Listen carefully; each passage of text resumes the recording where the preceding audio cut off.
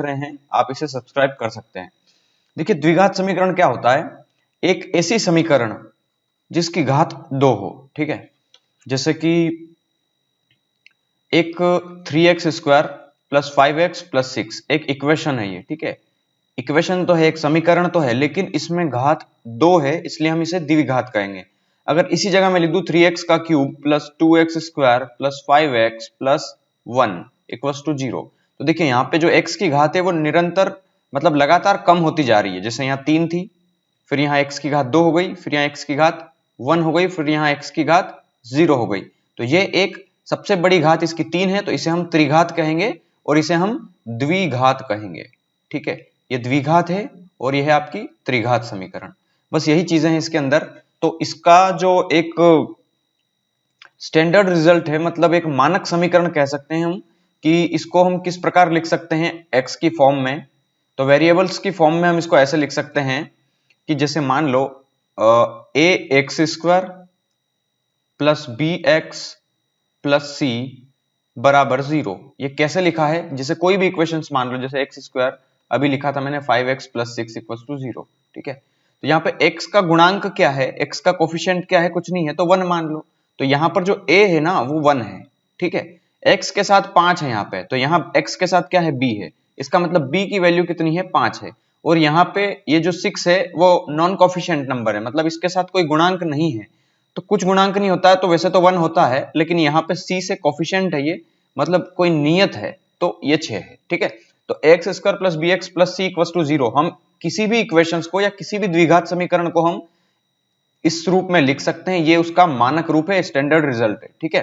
तो आप इसी से सवाल को समझने की कोशिश करेंगे। अब ये इससे कई सारे फार्मूले बनते हैं, लेकिन इसमें क्या करते हैं, पहले ए का भाग देते हैं, फिर बी का देते हैं, फिर सी का देते हैं, तो अलग अलग इक्वेशंस बनती है, ठीक है। तो हम आगे देखते हैं श्रीमान धराचार्य जी महाराज, जिन्होंने मैथ्स में द्विघात समीकरण को सॉल्व करने में महत्वपूर्ण भूमिका निभाई है। इन्होंने एक फार्मूला दिया है क्या, कि जब भी A X square plus B x plus C बराबर 0, मतलब एक द्विघात समीकरण दी हो जिसका मान 0 आता हो, तो उसको हम सॉल्व कर सकते हैं इनके एक द्वारा रचित एक फार्मूले से।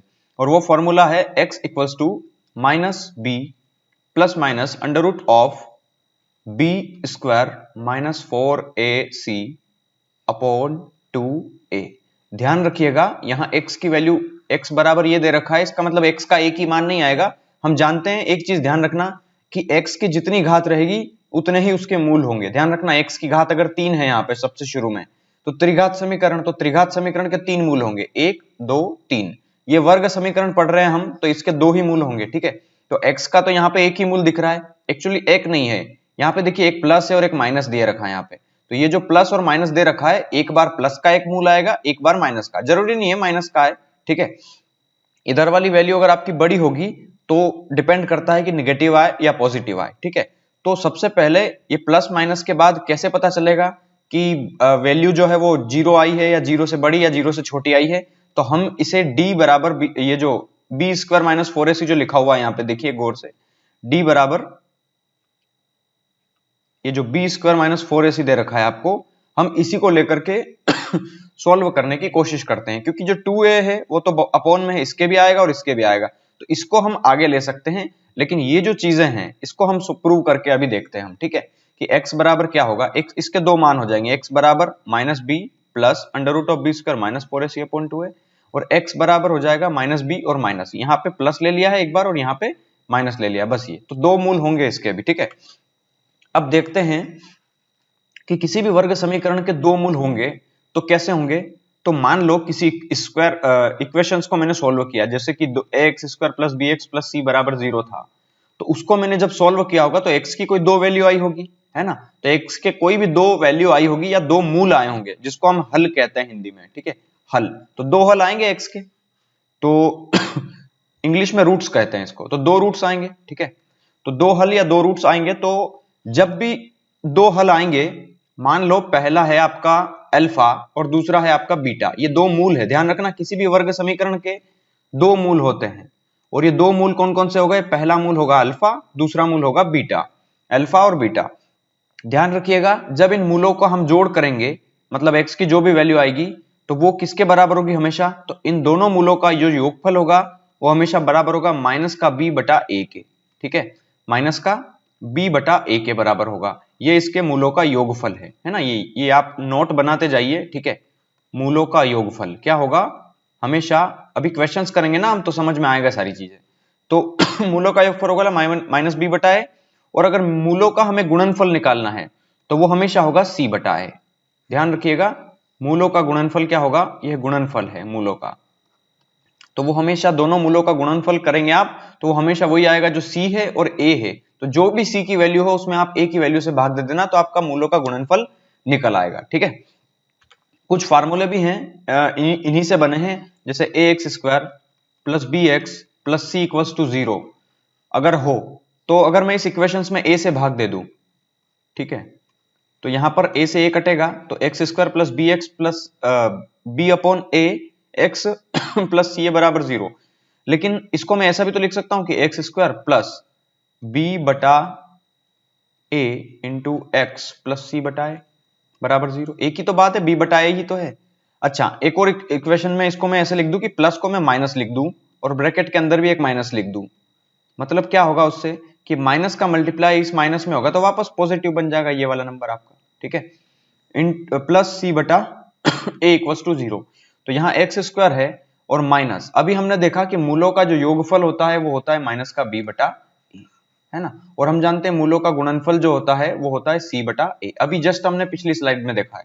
तो माइनस का b बटा ए जो है यहाँ पे वो किसके बराबर है, अल्फा प्लस बीटा के, तो यहाँ पे मैं अल्फा प्लस बीटा लिख सकता हूँ उसकी जगह इंटू एक्स प्लस c बटा ए किसके बराबर है, यहाँ पे c बटा ए है आपका मूलों का गुणनफल के, ठीक है। तो वो हो जाएगा alpha into beta equal to 0।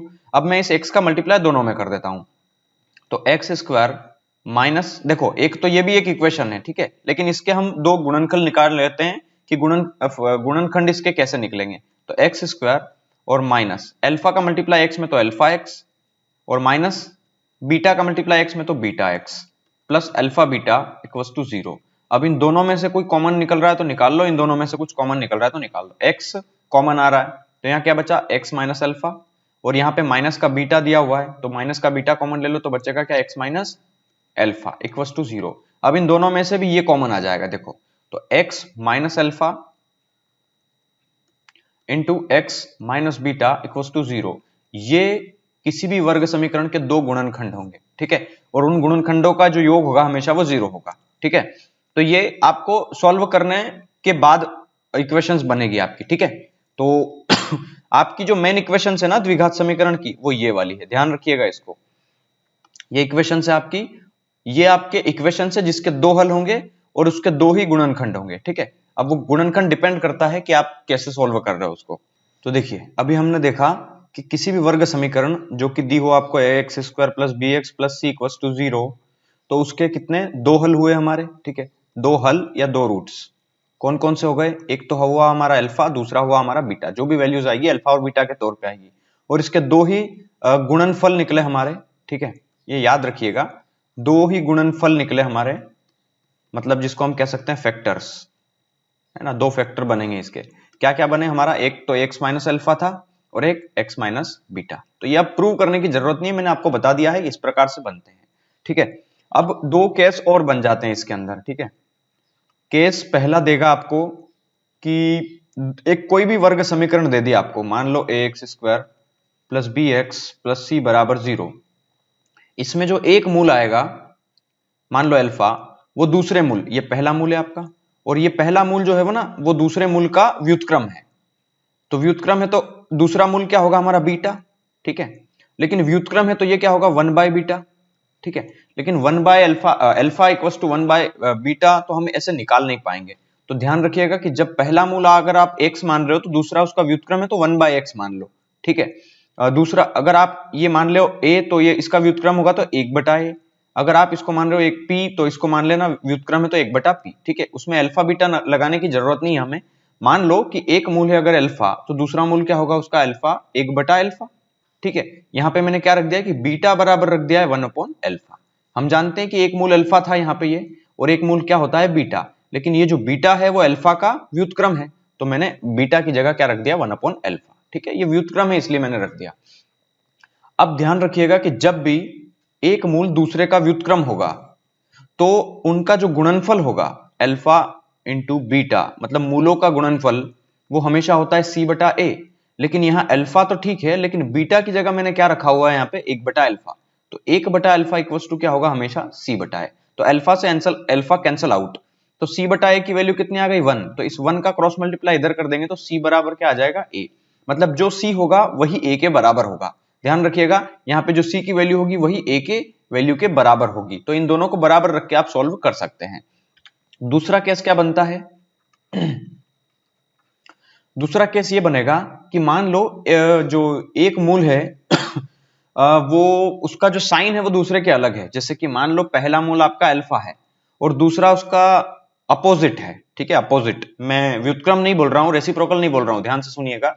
मैं बोल रहा हूं उसका विपरीत है, या कह सकते हैं कि जो चिन्ह में अलग है। जैसे एक मूल अगर धनात्मक है तो एक मूल हो गया आपका ऋणात्मक, ठीक है।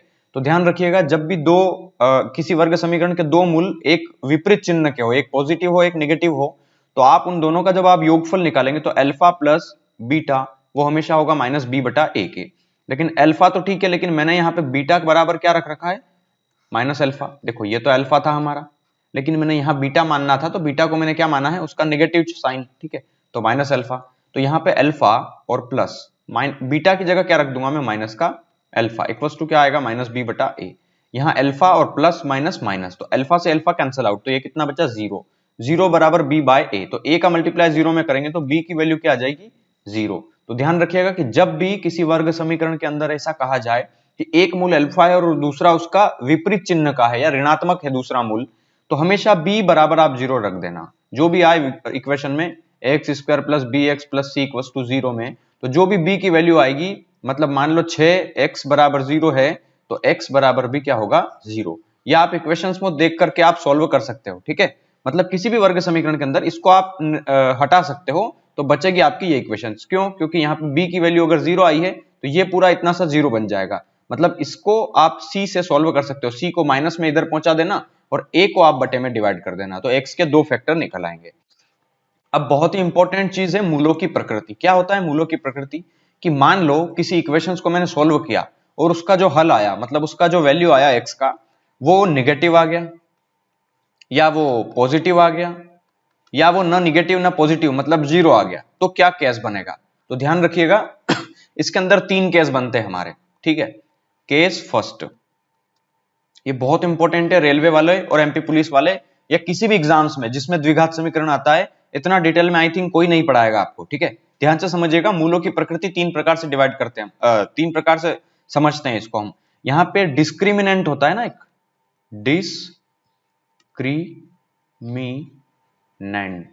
डिस्क्रिमिनेंट जिसको हम डी से डिनोट करते हैं, और हिंदी में जिसको हम कहते हैं विविक्तिकर। विविक्तिकर, ध्यान से समझिएगा विविक्तिकर क्या होता है। विविक्तिकर होता है हमेशा d बराबर बी स्क्वायर माइनस 4ac। मतलब विविक्तिकर का मतलब ये होता है, जैसे हमने धराचार्य जी का जो फार्मूला देखा था, x बराबर minus b plus minus under root of b square minus 4ac। तो ये जो वैल्यू थी मैंने आपको बताया था कि कब पता चलेगा कि ये निगेटिव है पॉजिटिव है, उस समय मैंने नहीं बताया था। अभी आप ध्यान से समझिएगा कि जो d की वैल्यू आएगी, मतलब जो बी स्क्वायर माइनस 4ac की वैल्यू आएगी, वो कैसी है। पहला केस कि d की वैल्यू मान लो जीरो आ जाती है, ठीक है। d की वैल्यू क्या आ गई, मान लो जीरो आ गई। या पहले एक काम करते, छोटे से ले लेते, तो d की वैल्यू मान लो छोटी आ गई जीरो से। या फिर हम ऐसे भी लिख सकते हैं कि d का मतलब क्या होता है, बी स्क्वायर माइनस 4ac। तो जब भी मैं किसी वर्ग समीकरण के अंदर से बी स्क्वायर माइनस 4ac को सॉल्व करता हूं और उसका मान छोटा आ जाता है जीरो से, अर्थात ऋणात्मक आ जाता है, मतलब नेगेटिव। जीरो से छोटा तो नेगेटिव नंबर्स हो गए ना, मतलब माइनस वाले नंबर्स हो गए सारे। जैसे एक इक्वेशंस लेते हैं, 3x square minus 4x plus 5 equals to 0। तो आप इसको सोल्व करेंगे तो d बराबर बी स्क्वायर कितना हो गया यहाँ पे, माइनस का 4 स्क्वायर मतलब 16 माइनस का 4 इंटू a इंटू सी। यहाँ पे a ये है, b निगेटिव के साथ है और c भी पॉजिटिव के साथ है, तो c कितना है आपका 5। तो देखिए 16 माइनस 4 या 12, 12 पंजे 60, निगेटिव का 60 आया, तो जो वैल्यू आपकी बचेगी 60 माइनस 10 50, 50 में से 6 गया तो 50 में से 6 गया तो 44, ठीक है, निगेटिव का 44। अर्थात जो वैल्यू आपकी ऋणात्मक आ जाए, ध्यान रखिएगा जब भी हम विविक्ति कर मतलब D square minus 4 b square minus 4ac solve करेंगे और जो वैल्यू आपकी निगेटिव आ जाती है, इसका मतलब ये जो मूल होंगे उसके मतलब उस वर्ग समीकरण के जो हम मूल कह सकते हैं वो हम सिर्फ काल्पनिक कह सकते हैं, कि हम कल्पना कर सकते हैं कि ऐसा मूल हो सकता है, ठीक है। तो जो इसके मूल होंगे ना वो काल्पनिक होंगे, कॉमा बराबर भी नहीं होंगे क्योंकि निगेटिव है, तो बराबर नहीं होंगे, बराबर नहीं होंगे इसका मतलब असमान होंगे, ठीक है, असमान होंगे, ठीक है, बराबर नहीं होंगे, या फिर आप ऐसे याद रख सकते हो कि काल्पनिक नहीं होंगे, ठीक है, काल्पनिक होंगे, सॉरी काल्पनिक होंगे।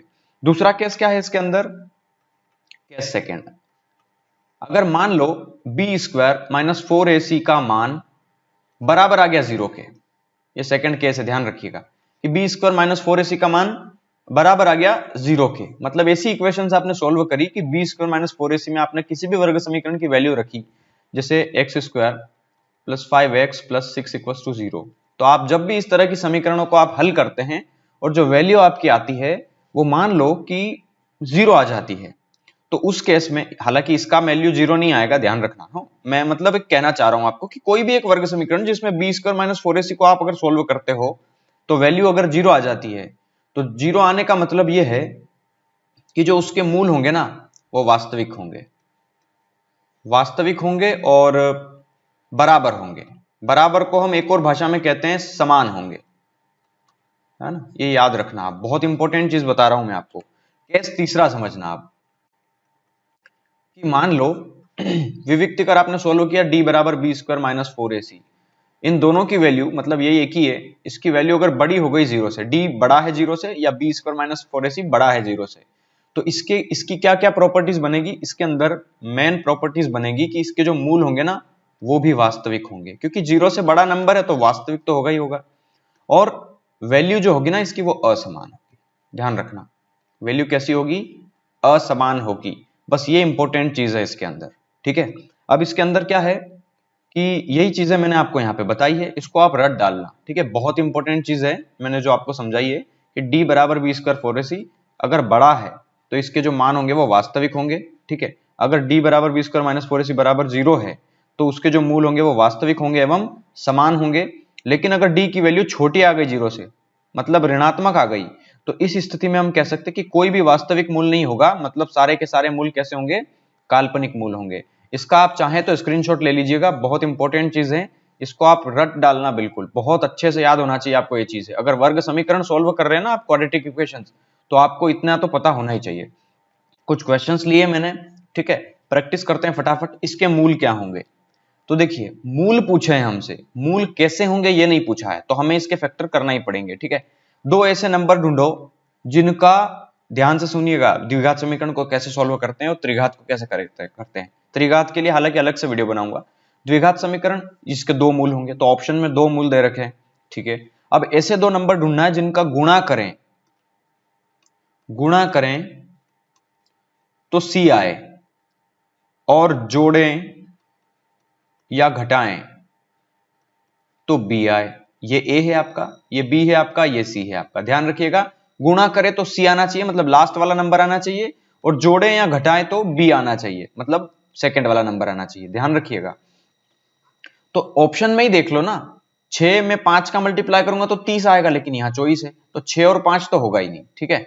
अब बचे सिर्फ 3 ऑप्शन हमारे, ठीक है। तो मैं आपको सॉल्व करके बताता हूं, मैं हालांकि रटने वाली प्रोसेस नहीं बताऊंगा कि यहां निगेटिव हो यहां पॉजिटिव हो तो दोनों पॉजिटिव आएंगे, क्योंकि अक्सर भूल जाते हैं स्टूडेंट्स, तो थोड़ा सा टाइम लगेगा। ऑप्शंस देखो 3 और 8 ही ऐसे हैं जिसका मल्टीप्लाई करेंगे तो 24 आएगा, और जिनको जोड़ेंगे तो 11 आएगा, ठीक है, 8 और 3 11। इसको हम ऐसे सॉल्व करते हैं, एक्स स्क्वायर और माइनस दिया हुआ है, यहां तक तो सेम टू सेम लिख लेना, एक्स स्क्वायर माइनस। अब मेरे को बताओ कि मैं क्या रखूं ब्रैकेट के अंदर, ये इतना तो पूरा लिख लेना, बस ये 11 को मैं क्या लिखूं, ध्यान रखना, मैं 11 को क्या लिखूं, तो मैं ऐसे ही लिख सकता हूं ना कि 8 प्लस 3 या 3 प्लस 8, जैसे भी आप लिख सकते हो, 3 प्लस 8 लिख लो या 8 प्लस 3 लिख लो, आगे पीछे कैसे भी लिख सकते हो, कोई फर्क नहीं पड़ता। 3 प्लस 8 तभी ब्रैकेट के अंदर 11 बचेगा, और आगे तो निगेटिव है ही सही, ठीक है। अब एक्स स्क्वायर, अब इस एक्स का मल्टीप्लाई दोनों में कर लो, मतलब 3 में भी करो 8 में भी करो, तो माइनस का 3x और माइनस से ये प्लस क्या हो जाएगा माइनस, मतलब माइनस का 11x प्लस 24 बराबर 0। दो दो का पेयर बना लो। अच्छा यहाँ सॉरी यहाँ 8 आएगा ना, 8x। दो दो का पेयर मतलब दो दो का जोड़ा बना लो, x कॉमन ले लो यहां से, तो x माइनस 3 बचा, और यहां पे भी x माइनस 3 बचना ही चाहिए, ध्यान रखना है, क्योंकि यहां x माइनस 3 बचा है तो यहां भी बचना ही चाहिए, तो x माइनस 3 तो लिख ही दिया है। अब यहाँ x का है, निगेटिव का है, तो नेगेटिव का कब आएगा, जब मैं नेगेटिव वाले नंबर से मल्टीप्लाई करूंगा। तो यहाँ पे 8 कॉमन दिख रहा है, तो 8 कॉमन ले लो, माइनस का 8, ठीक है। तो ये 8 का माइनस 8 का मल्टीप्लाई x में तो माइनस 8x, और माइनस का मल्टीप्लाई माइनस में तो प्लस, ठीक है। बस ये, अब यहाँ पे एक x माइनस 3 आ गया और एक x माइनस 8 आ गया, इक्वल्स टू 0 है। मैंने बताया था ना, किसी भी वर्ग समीकरण के दो फैक्टर, दो गुणनफल होते हैं, एक था x minus alpha, x minus beta, equals to क्या होता है 0। यही वो इक्वेशंस बनी है, देखो गौर से। अल्फा क्या है यहाँ पे 3 है, और बीटा क्या है यहाँ पे 8 है, ठीक है। इसको भी 0 के बराबर रख दो, इसको भी 0 के बराबर रख दो। तो पहले मैंने रखा x माइनस 3 बराबर 0, तो x की वैल्यू कितनी आ गई 3। दूसरा मैंने रखा x माइनस 8 बराबर 0, तो माइनस का 8 उधर जाएगा, तो x बराबर कितना आएगा 8। तो x की वैल्यू एक तो आई 3, x की वैल्यू एक तो आई 8, तो 3 और 8 इसके दो मूल हो गए, तो ऑप्शन द आंसर होगा, ठीक है। ध्यान से समझिएगा, द्विघात समीकरण एक्स स्क्वायर बराबर यह है, तो x के मूल क्या हो सकते हैं, देखो x के मूल हमें निकालना है, तो हम इसको सॉल्व करते हैं। एक्स स्क्वायर बराबर 14641 ये दिया हुआ है, ठीक है। तो हम इसको ऐसे भी लिख सकते हैं, इस नंबर को उठा के इधर ले आऊं मैं और बराबर में 0 छोड़ दूं, ठीक है।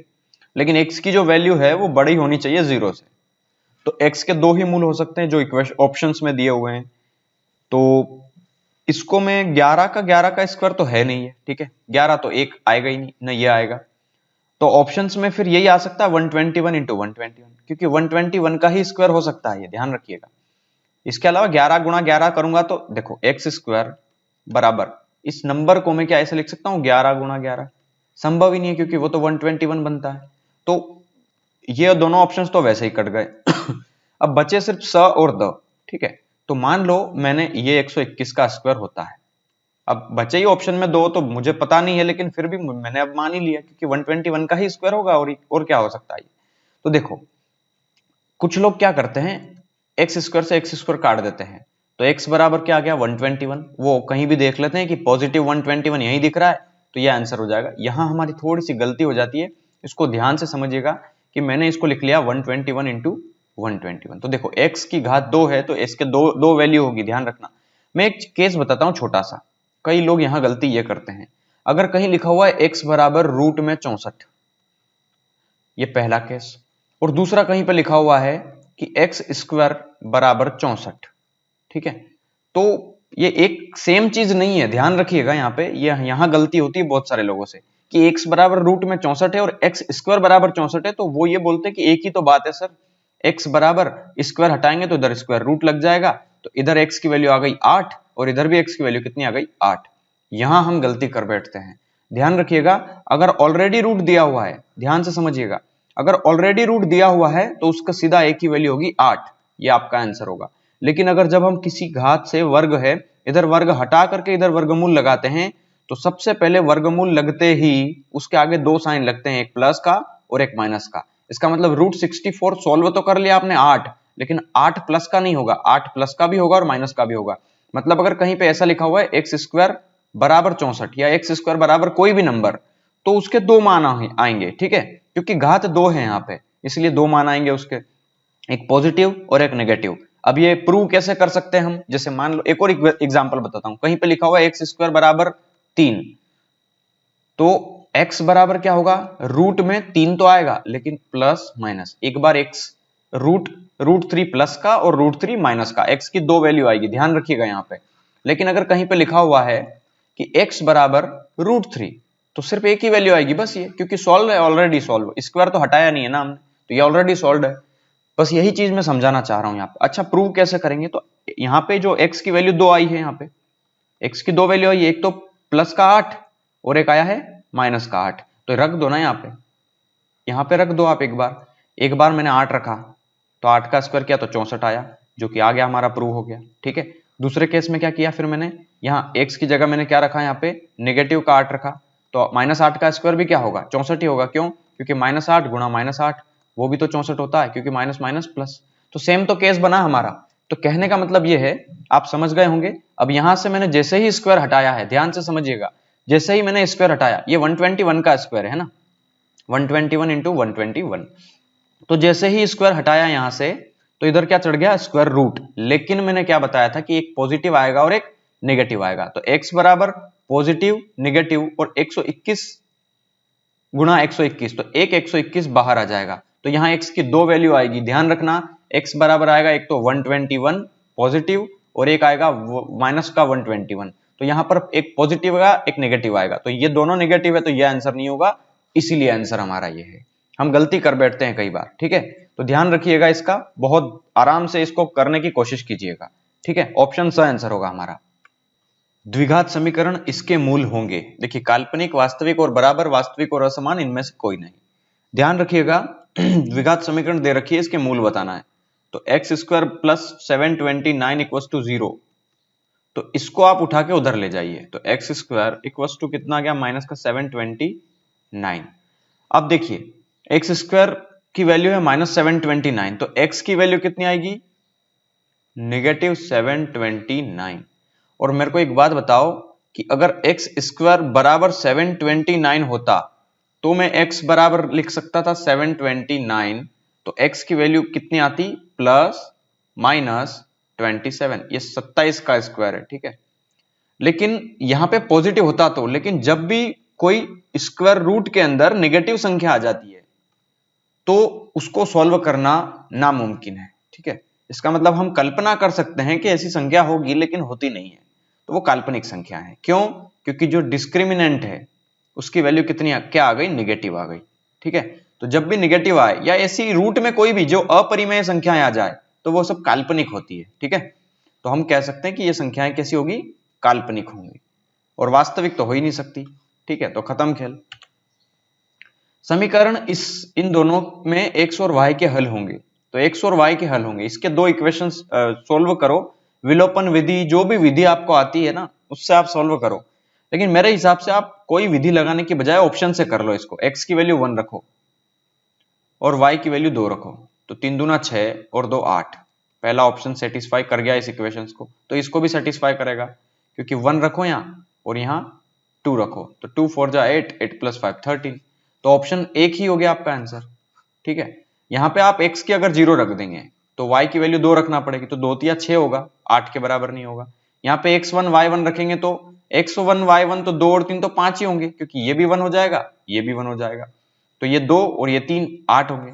मतलब ऑप्शन से कर लिया कीजिए, इसमें कोई ज्यादा दिमाग नहीं लगाना है। इस तरह का जब भी सवाल आए ऑप्शंस में रख दो x की वैल्यू 1 और y की वैल्यू 2। यहाँ x की जगह 1 रखा तो 2 एकम ये आ गया 2, और यहाँ 3 y की जगह 2 रखा तो 3 दूना कितना आ गया 6, तो 2 और 6 हो गया 8। तो आप ऑप्शन से कर लिया कीजिए इस तरह के सवाल को। या फिर दूसरा मेथड भी है कि मान लो अगर ऑप्शंस बड़े बड़े आ गए 17 19 21 18, तो फिर रखना पॉसिबल नहीं है। तो फिर हम क्या करेंगे कि 2x + 3y = 8 और एक है 5x + 4y = 13। तो यहां पर आपको x की वैल्यू निकालना है या y की वैल्यू निकालना है, जो भी है। तो आप क्या कीजिए, सबसे पहले कि पहले तो आप देखिए कि कोई नंबर किसी का डबल है क्या, जैसे 3 4 2 5 8 13, तो इधर दोनों को देखना है आपको, कोई नंबर किसी का डबल है क्या, क्या ये 2 ढाई का डबल 2 का डबल कुछ है क्या, नहीं है ना। तो एक काम कीजिए, आप इसको सेम कर लीजिए x को, तो x को सेम करने के लिए यहाँ 2 है यहाँ 5 है, तो एक काम करूं मैं इस 5 का गुणा ऊपर कर दूं और इस 2 का गुणा नीचे कर दूं, तो उससे क्या होगा कि ये दोनों आगे आगे 10 10 बन जाएंगे। मतलब 2 में 5 का गुणा कर दिया तो 10, और 5 में 2 का गुणा कर दिया तो 10। ये 5 और 2 कहां से उठाए मैंने, ये यहां से उठाए, इस 5 का ऊपर मल्टीप्लाई, इस 2 का नीचे मल्टीप्लाई। ठीक है, ये 10th में हमने बहुत अच्छे से पढ़ा है, लेकिन मैं फिर भी एक छोटे बच्चे की तरह पढ़ाता हूं, तो आई थिंक सारे लोग समझ पाते हैं, जिसका केमिस्ट्री हो, बायो हो, जो भी सब्जेक्ट हो। तो 5 दूना 10x + 5 तिया 15y = 8 पंजे 40। ठीक है, 2 पंजे 10x + 4 दूना 8y = 26। अब देखो 10 से 10 तो जुड़ जाएगा, तो मैं एक काम करता हूं कि इस ऊपर वाली इक्वेशन 1 में से नीचे वाली इक्वेशन सेकंड को क्या करता हूं, घटा देता हूं। तो ये घटाऊंगा तो ये भी निगेटिव हो जाएगा, ये भी निगेटिव हो जाएगा और ये भी निगेटिव हो जाएगा, तो ये इससे घट जाएगा। तो 15 माइनस का 8 मतलब कितना बचा 7y बराबर कितना बचा 10 में से 6 गया तो, और 10 में से 6 गया तो 4 बचा, और ये 3 गया तो 1 बचा। तो y की वैल्यू कितनी आ गई 2। अब y की वैल्यू 2 आ गई तो देख लो ऑप्शन में y की वैल्यू 2 यहां पे है और एक यहां पे है। अब इसके अलावा तो ये दोनों तो ऑप्शंस वैसे ही कट गए क्योंकि यहाँ पे y 1 है और y 0 है। अब y 2 है तो x 0 होना चाहिए, तो कहीं भी रख दो, y अगर 2 है यहाँ पे देखिए तो ये 2 इस पहली इक्वेशन में रखना हो ध्यान से देखिए। तो अगर y की जगह में रख दो यहाँ पे 2 तो 3 दूना कितना हो गया 6, और 6 गया 8 में से, 6 गया 8 में से तो बचेगा कितना 2। मतलब कहने का ये है कि 2x बराबर 2 तो x बराबर कितना आना चाहिए 1। तो x की वैल्यू 1 तो यहीं पे आ रही है, सिर्फ ये भी नहीं होगा तो ऑप्शन अकरेक्ट होगा हमारा। ठीक है, ऐसे भी हम कर सकते हैं। समीकरण इसके मूलों का योगफल बताइए। देखिए वैसे तो हम इस वर्ग समीकरण को सॉल्व भी कर सकते हैं, दो मेथड है इसको करने के, अगर आपको मूलों का योगफल याद नहीं रहते हैं तो x square plus 5x plus 6 equals to 0। आप द्विघात समीकरण है तो दो मूल बनेंगे इसके, दो नंबर इसे सोचना है जिनका गुणा करें तो 6 आए और जोड़े या घटाए तो 5 आए, और ये कई बार बड़े नंबर आ जाते हैं तो हम सोचेंगे कैसे, तो जो यहां पे नंबर हो ना उसका आप एलसीएम ले लो या उसके फैक्टर कर लो। 6 को मैं क्या लिख सकता हूं 2 तिया 6 है ना, तो इन दोनों को जोड़िए तो 3 और 2 5 हो रहा है ना, और इन दोनों का गुणा करेंगे तो 6 भी आ रहा है, मतलब 3 और 2 दो फैक्टर मुझे दिख गए। तो एक्स स्क्वायर प्लस 5 को मैं लिख सकता हूं 3x प्लस 2x प्लस, और ये फिर 6 तो है ही सही बराबर 0। इन दोनों में से क्या कॉमन आ रहा है x, तो x प्लस 3 बचा, प्लस इन दोनों में से क्या कॉमन आ रहा है 2, 2 आगे दिया हुआ तो 2 कॉमन ले लो तो x प्लस 3 बराबर 0। तो x के दो वैल्यू आएगी, एक तो x प्लस 3 कौन सी वाली ये वाली, और एक बचेगा x और ये प्लस का 2, तो x प्लस 2 बराबर 0। तो x की दो वैल्यू आ गई, एक तो x प्लस 3 बराबर भी 0 रखो और x प्लस 2 बराबर भी 0 रखो, तो एक बार x की वैल्यू आएगी माइनस का 3 और एक बार x की वैल्यू आएगी माइनस का 2।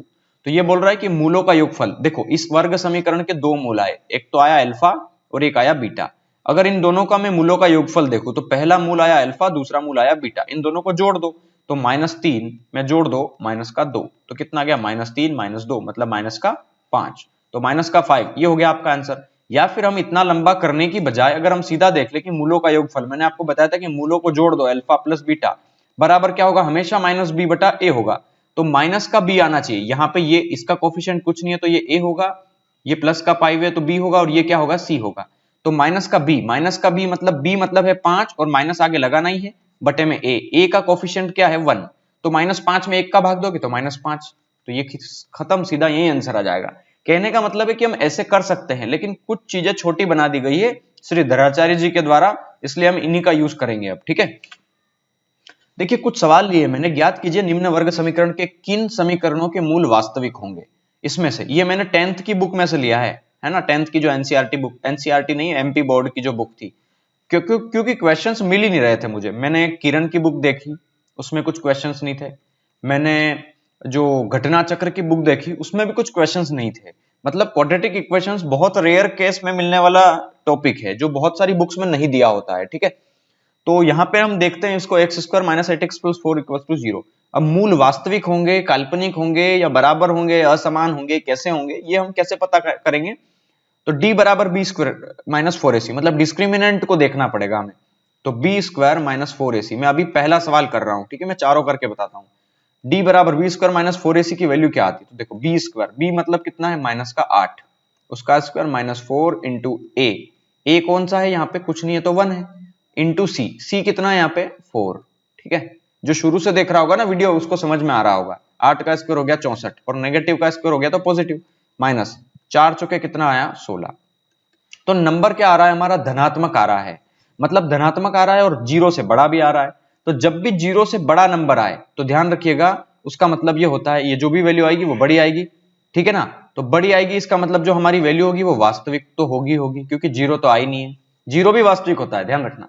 लेकिन अगर मान लो ये जो वैल्यू आई है आपकी ये तो वास्तविक तो होगी लेकिन असमान होगी, अलग अलग वैल्यूज आएंगी इसकी, जो भी दो वैल्यूज इसकी हम, ठीक है, असमान मतलब अलग अलग आएंगी लेकिन वास्तविक नंबर होंगे दोनों। ठीक है, जैसे दूसरा सवाल लेते हैं, x square minus 4x plus 4 equal to 0, तो b square minus 4ac equal to 0।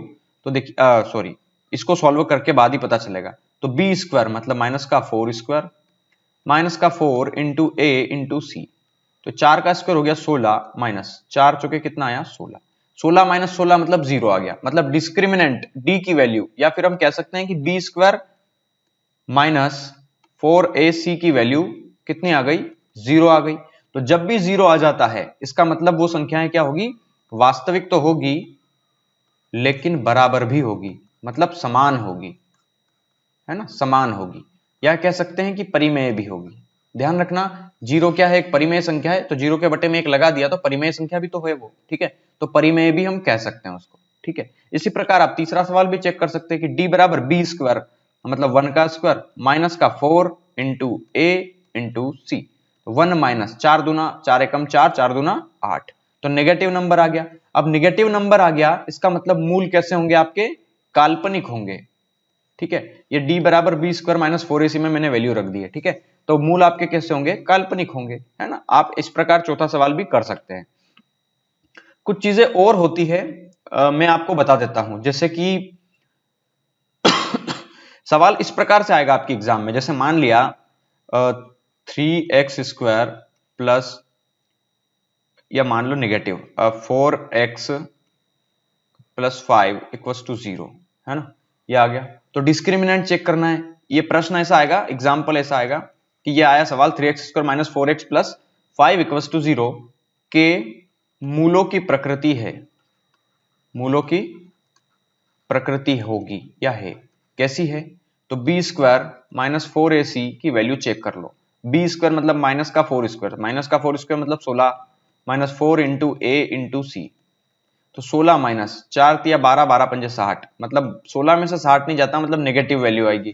तो नेगेटिव वैल्यू आई है, इसका मतलब क्या आएगा कि वो संख्या काल्पनिक होगी, और काल्पनिक के साथ साथ बराबर भी नहीं होंगी, ठीक है। ये इंपॉर्टेंट चीज थी जो मेरे को आपको बताना थी। इसके अलावा भी कुछ चीजें होती है इसके अंदर, जैसे वर्ग समीकरण से रिलेटेड भी बहुत सारे सवाल होते हैं। जैसे कि मैं आपको कहूं कि दूसरा एक सवाल बनेगा कि जैसे मान लो कि P के किस मान के लिए, P के किस मान के लिए कोई द्विघात समीकरण दे देगा आपको, द्विघात समीकरण दे देगा आपको, और वो किस प्रकार होगी, जैसे कि मान लो कोई भी एक इक्वेशंस दे दिया, जैसे 3x स्क्वायर प्लस 4, मैं अपने हिसाब से ले रहा हूं इसको, ठीक है, 3x स्क्वायर प्लस 4 और मान लो p minus 2 into x plus 81 equals to 0, ठीक है, कि p के किस मान के लिए द्विघात समीकरण इसके मूल समान होंगे, समान होंगे। ध्यान रखिएगा, मूल समान होंगे मतलब मूल बराबर होंगे। तो हम जानते हैं कि अगर मूल बराबर होंगे तो वहां पे डिस्क्रिमिनेंट की वैल्यू क्या होती है, 0 होती है। मैंने आपको बहुत अच्छे से पढ़ाया, ध्यान रखिएगा, उसको रट लेना, मैंने इसीलिए बोला था, वहां पे लिख भी दिया था, रट लेना। मूल अगर समान दिए हुए हैं इसका मतलब डिस्क्रिमिनेंट की वैल्यू 0 होगी, मतलब यह है कि बी स्क्वायर माइनस 4ac की वैल्यू क्या होगी, 0 होगी। देखिए ये सवाल मैंने अपने हिसाब से बनाया है, तो आंसर कुछ भी आ सकता है इसका, मतलब मैं एक पैटर्न समझा रहा हूं आपको कि मूल समान होंगे, तो मूल समान होंगे तो वहां डिस्क्रिमिनेंट 0 होगा, तो बी स्क्वायर माइनस 4ac से आप किसकी वैल्यू निकाल सकते हैं, p की, ठीक है। तो यहां पे आप रख दीजिए बी स्क्वायर मतलब पूरा इसका स्क्वायर, तो 4 इंटू पी माइनस 2 मतलब इसका पूरा का स्क्वायर, तो ये बी स्क्वायर माइनस 4 इंटू ए इंटू सी, है ना, ये 0 होगा। तो 4 का स्क्वायर 16 इंटू पी माइनस 2 का होल स्क्वायर इक्वल टू, इसको आप उधर भेज दो पूरे नंबर को, ठीक है। तो 4 तिया 12 गुणा 81 81, है ना। अब देखिए यहाँ पे 4 से काट दो, 4 तिया 12, 4 चौके 16, इस 4 को उठा करके आपने बटे में फेंक दिया। यहां पे देखिए, अब मैं यहां सॉल्व कर रहा हूं, p माइनस 2 का होल स्क्वायर इक्वल टू कितना है, 81/4, स्क्वायर हटाया तो इधर क्या लगेगा, स्क्वायर रूट, लेकिन हम जानते हैं कि p माइनस 2 इक्वल टू क्या आया है आपका, ये जैसे ही स्क्वायर हटा के स्क्वायर रूट लगाते तो दो वैल्यू आती है, एक पॉजिटिव और एक नेगेटिव। 81 किसका स्क्वायर रूट है, 9 का, 4 किसका है, 2 का, और ये माइनस का 9 इधर जाएगा तो क्या हो जाएगा, प्लस का 2, माइनस का 2 इधर जाएगा तो ये माइनस का 2 इधर आया तो प्लस का 2। तो यहाँ पे p की दो वैल्यू आई है, एक तो आई है एक बार प्लस के साथ ले लो, एक बार माइनस के साथ ले लो, ठीक है। तो माइनस के साथ देखो, प्लस के साथ ली पहले मैंने, यहाँ पे ध्यान रखिएगा 2 वैल्यूज में ले रहा हूं। यहाँ पे मैंने पहले प्लस के साथ ली, तो प्लस के साथ लूंगा तो 9/2 + 2, ये पी की वैल्यू आएगी। तो 2 दूना 4, 4 और 9 कितना हो गया, 9 और 1 10 3 13, 13/2 है ना, मतलब 6.5 आ गई, ये पॉजिटिव नंबर है। इसी प्रकार अगर एक बार निगेटिव लूंगा तो p की वैल्यू आएगी -9/2, प्लस के साथ लूंगा माइनस के साथ लूंगा, इसका मतलब ये यहाँ पे एक बार प्लस के साथ सॉल्व कर लिया, एक बार माइनस के साथ, तो +2, तो ये 2 दूना 4 हो गया, मतलब p की वैल्यू कितनी आ गई, -5/2, मतलब -2.5। तो देखिए एक बार पॉजिटिव नंबर आया है और एक बार क्या है आपका नेगेटिव नंबर आया है, तो ये हम कह सकते हैं कि असमान है एवं काल्पनिक है, काल्पनिक नहीं है, निगेटिव नंबर आया है, ध्यान रखिएगा। तो ऋणात्मक एवं असमान है, वो भी जो भी ऑप्शंस में देगा ना, हम उस हिसाब से इसको सॉल्व कर सकते हैं हम, ठीक है। इसके अलावा अगर कैसे ऐसी इक्वेशंस दे दी, जैसे मान लो आपको 81 का x² 81x² -149x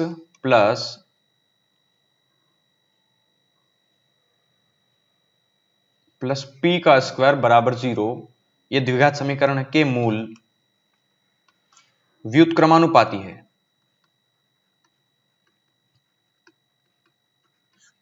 व्युत्क्रमानुपाती है तो p का मान क्या होगा, p का मान क्या होगा, ये भी पूछ सकता है कि p का मान क्या होगा, या दूसरा p का मान, p के मान की प्रकृति बताओ, p के मान की प्रकृति बताओ। ये सवाल टाइप करने का समय नहीं मिला मुझे, ठीक है, और इक्वेशंस टाइप करना मुझे आता नहीं है क्योंकि पावर चढ़ाना नहीं आता अभी, अगर 2 लिखने जाऊं तो यहां लिखा जाता है, इसलिए मैंने लिखना ज्यादा बेटर समझा, p के मान की प्रकृति बताओ। ये 2 क्वेश्चंस बन सकते हैं कि अगर एक इक्वेशंस दे दी कि मूल व्युत्क्रमानुपाती है।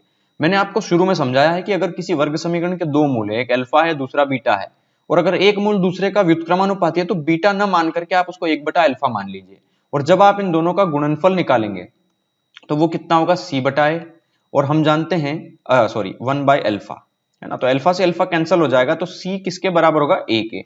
यहां पर यही कहना चाह रहा हूं मैं कि इसको सॉल्व करने की जरूरत नहीं है, आपको पता होना चाहिए कि c बराबर a है, तो ये c है आपका और ये आपका a है, तो c, ये पहला सवाल सॉल्व कर रहा हूं मैं, है ना, ये क्वेश्चन था, अभी सॉल्यूशन कर रहा हूं। तो ये पहला क्या है, c बराबर है, ये इस केस के अनुसार, ठीक है, तो c बराबर a, तो c p² है और a कितना है 81, तो p की वैल्यू जैसे ही स्क्वायर हटेगा तो इधर प्लस माइनस तो लगेगा ही लगेगा, और रूट में क्या आ जाएगा 81, तो p की 2 वैल्यू आ गई, एक तो +9 और एक -9, ठीक है, तो p के 2 वैल्यू, एक तो प्लस का 9 और एक आ गया माइनस का 9, ये पहला सवाल सॉल्व। p के मान की प्रकृति बताओ, तो p कैसा हुआ, तो दूसरा देखो, जब मैंने p को सॉल्व किया तो 2 वैल्यू आई, एक +9 और एक -9, तो जब p की वैल्यू एक धनात्मक आए और एक ऋणात्मक आए तो वो पूछेगा आपसे कि p की वैल्यूज होगी धनात्मक ऋणात्मक, ऋणात्मक ऋणात्मक, धनात्मक धनात्मक, ऑप्शंस देगा ना, 9, -9, -9, +9, -9, -9 और 9, 0, ऐसा कुछ देगा, तो आप देख लीजिए एक 9 प्लस का एक माइनस का है, तो ऑप्शन बी वाला करेक्ट कर दीजिएगा। तो चलिए ठीक है, मैंने कहा है आपको इसे रट लेना, बहुत इंपॉर्टेंट चीजें हैं ये, ठीक है, ये सारी ध्यान होना चाहिए आपको, और आप अगर इसको समझ पाए तो आप सारे प्रकार के सवाल कर पाएंगे। हालांकि मेरे पास ज्यादा क्वेश्चंस मुझे मिले नहीं है क्योंकि मैंने एनसीईआरटी एमपी बोर्ड्स की बुक्स का भी सहारा लिया, तब जाकर के कुछ क्वेश्चंस आपको क्लियर करने के लिए दे पाया, और मैंने किरण की बुक में भी देखा तो कोई क्वेश्चंस नहीं है उसके अंदर भी इस टाइप का, ठीक है। इसके अलावा जो घटना चक्र की जो रेलवे मंगवाई है मैंने, इसमें भी क्वेश्चंस नहीं है इसके अंदर, हालांकि रेलवे में आता है ये, तो क्वेश्चंस मुझे मिले नहीं है। अगर आपको क्वेश्चंस आपके पास हैं तो आप मुझे टेलीग्राम या इंस्टाग्राम पे कर सकते हैं, मेरी इंस्टाग्राम आईडी है दीपक पाटीदार 2016 के नाम से, आप मुझे मैसेज कर दें, या टेलीग्राम पर भी मुझे पर्सनली मैसेज कर सकते हैं आप, परफेक्शन एकेडमी के नाम से हमारा टेलीग्राम पे डाउट ग्रुप है, तो मुझे क्वेश्चन दे दीजिए, मैं सॉल्व कर दूंगा उनको, ठीक है। चलिए बाय बाय।